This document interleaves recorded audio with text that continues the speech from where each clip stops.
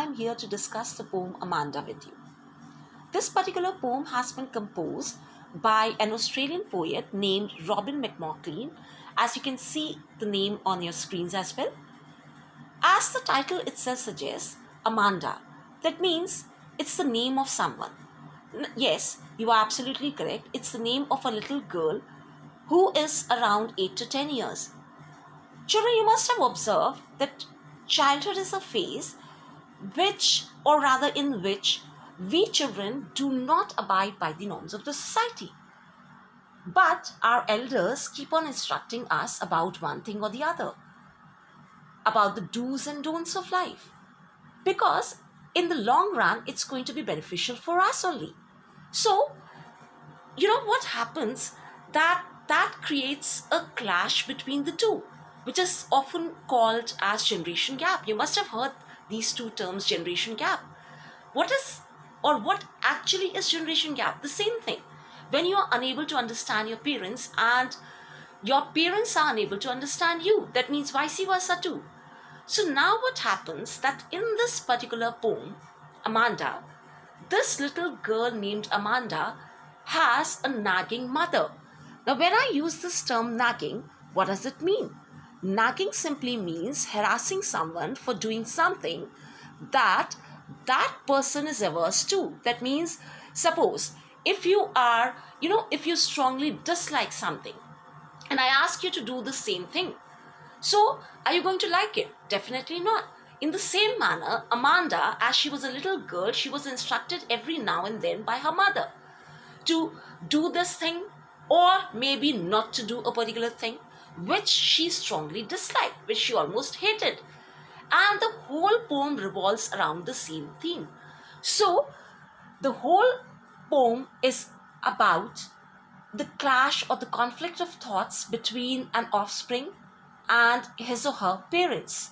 Okay, now without any further ado, let's look at the poem.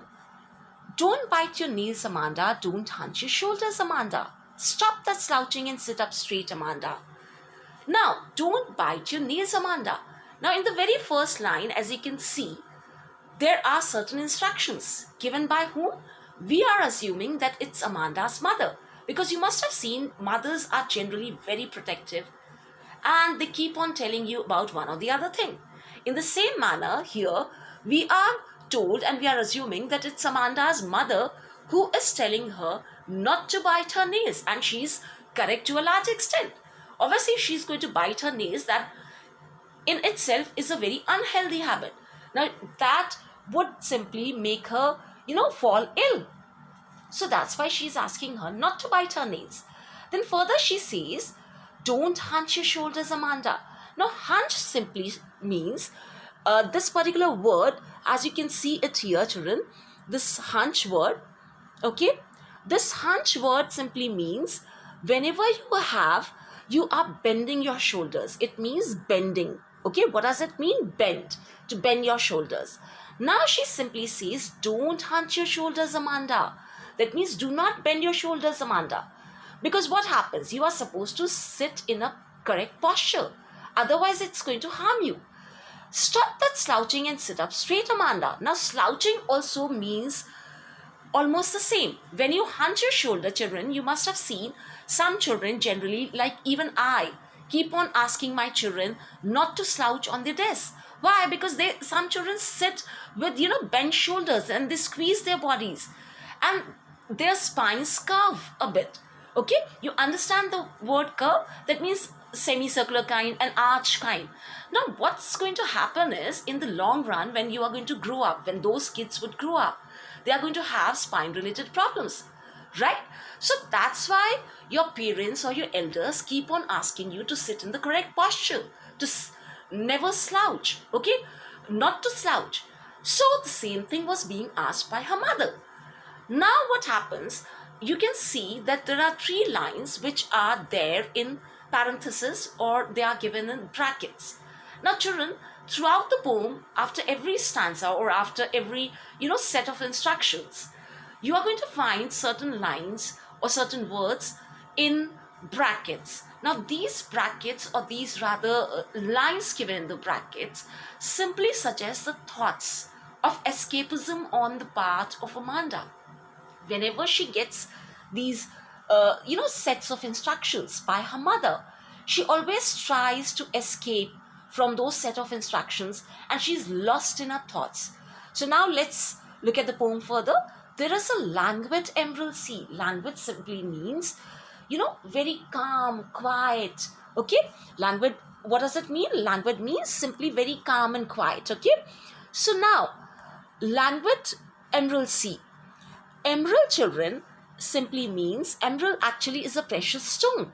Okay, it's a gem. You must have seen it's green in color. Now, emerald, languid emerald sea actually is a metaphor here.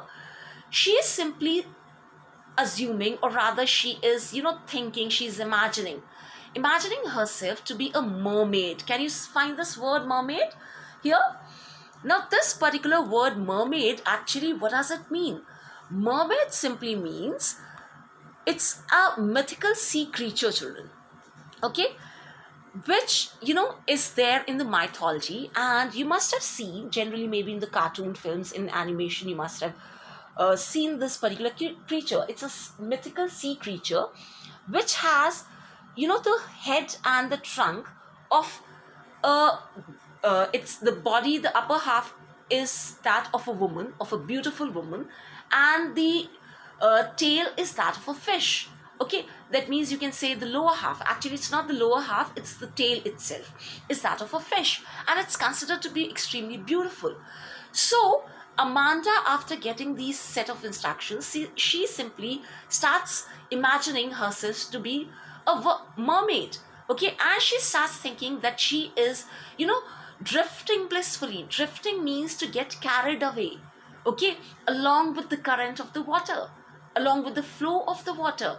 Okay, that means swaying, that means moving with the flow of water. Blissfully means happily. Blissfully means happily.